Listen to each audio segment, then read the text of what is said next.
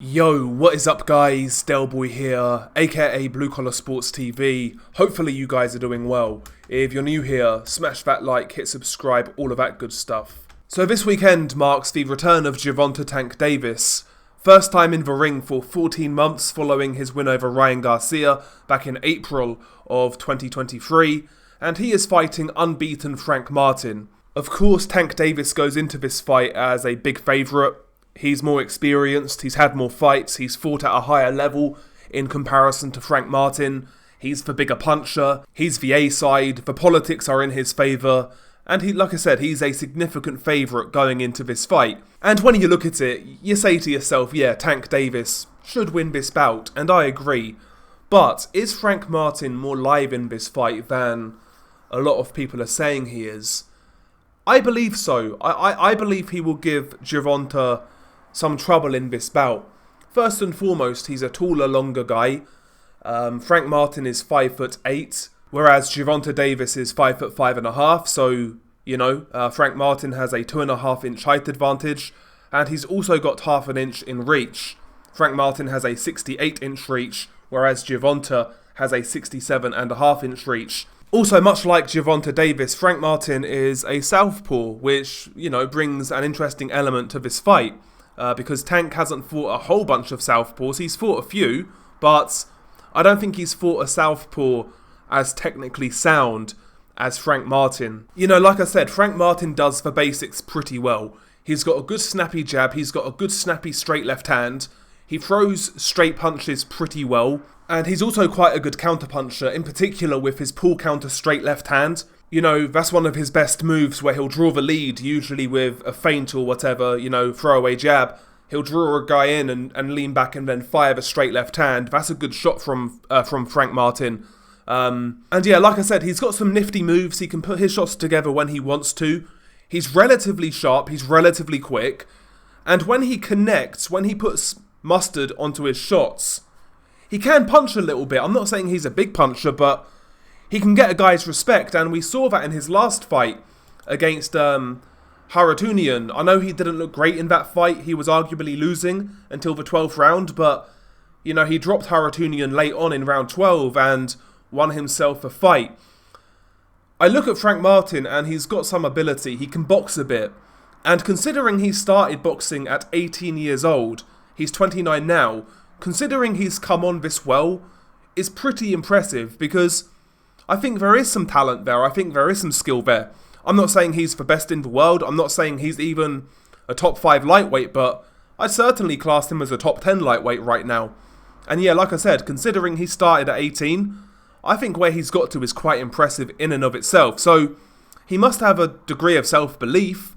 He must be a quick learner, which may mean he is astute at following a game plan, a specialised game plan for someone like Tank Davis. One thing I have noticed, however, Frank Martin does have a tendency to lean in when he punches, primarily when he's not throwing straight punches.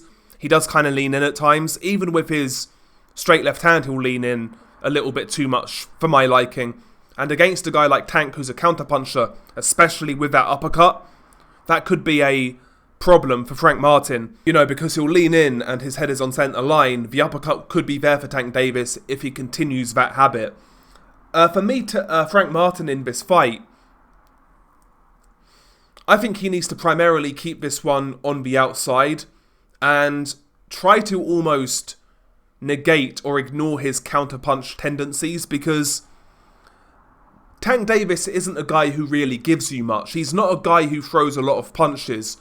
Tank really tries to react to what you're doing and then picking out your mistakes to land those big shots. He's a counter-puncher himself, so if Frank engages Tank in that sort of fight where both guys are looking for counters, I think it may favour Tank, because Tank to me is quicker-handed.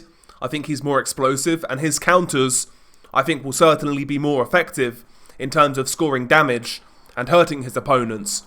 So for me, Frank Martin in this bout, I think Frank Martin should be trying to utilise his height and reach and boxing this one on the back foot, primarily behind the jab and obviously the straight left hand. Try to keep Tank at arm's length at all times, and basically make Tank chase the fight. When you come onto Tank, when you're aggressive against Tank, or when you stand in front of him, He's got the hand speed and power to make you pay. Like we saw with, like Hector Luis Garcia, for example, who was trying to come onto Tank, but he was getting hurt with the counters.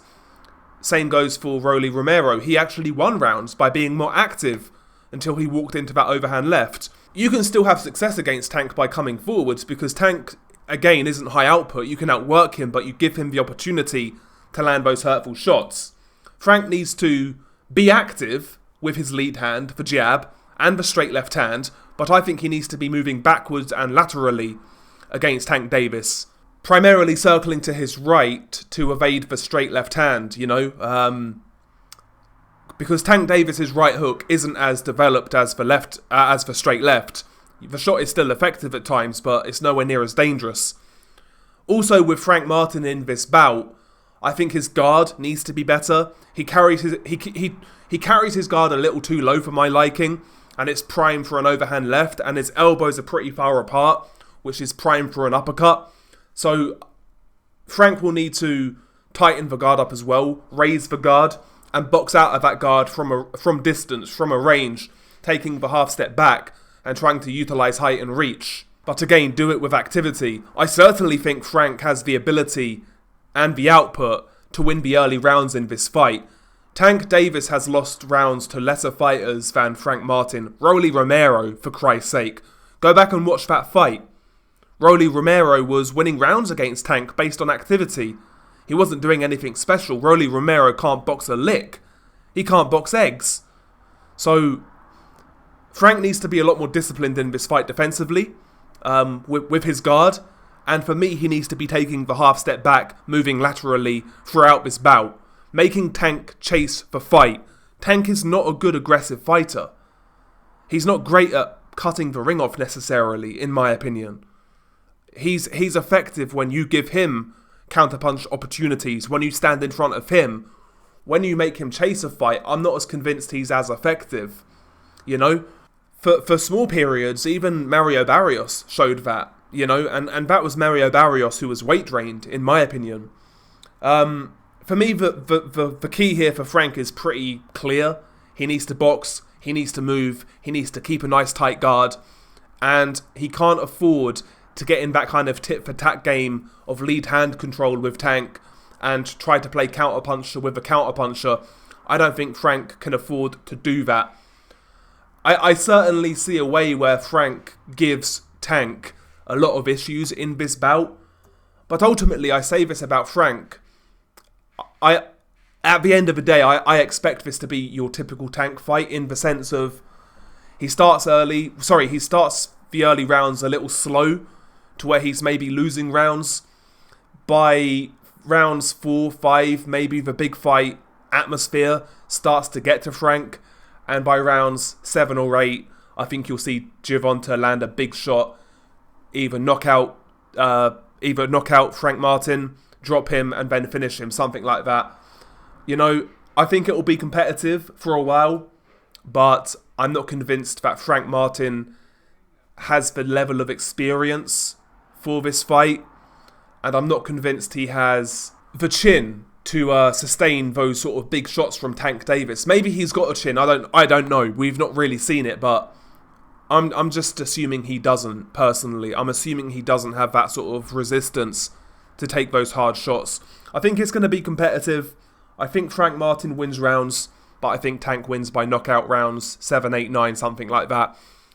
But yeah, it's a relatively interesting fight. For some reason, I'm looking forward to it more than most Tank Davis fights. I'm not sure why that is, but maybe I'm totally wrong. Maybe Frank Martin goes in there and gets blasted out in a round. But yeah, I expect this one to be competitive until it's not.